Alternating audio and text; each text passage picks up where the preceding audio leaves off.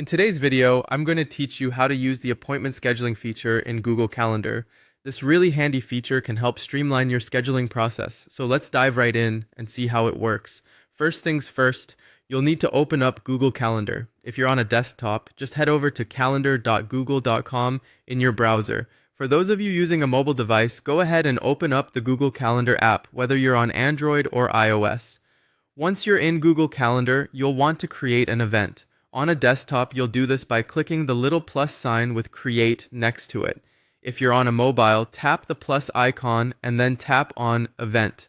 This will open up a new event window where you can start entering all the details for your appointment. Here, you can set a title for your event. You might call it something like team meeting or doctor appointment, depending on what it pertains to. You'll also need to enter the date and time the appointment is scheduled to occur. Remember, specifying the location is essential, whether it's a physical address or a Google Meet link if it's a virtual meeting. If you have any additional notes or important links, you can jot those down in the description or agenda section. This step is optional but can be helpful.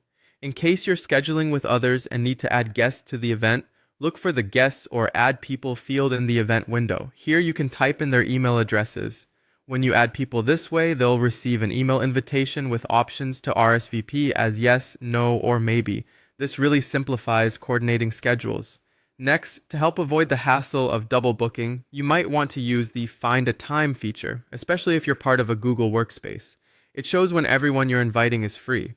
Alternatively, suggested times can also recommend slots that work based on everyone's availability. This can really take the guesswork out of picking a time that suits everyone. Before you finish up, make sure to set any reminders or notifications you might need.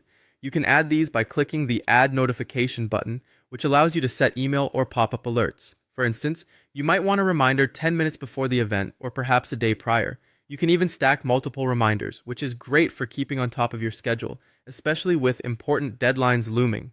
Finally, don't forget to click Save to ensure all your hard work doesn't go to waste. If you've added guests, you'll get the option to send invitations so they're in the loop. Now, your event is all set and will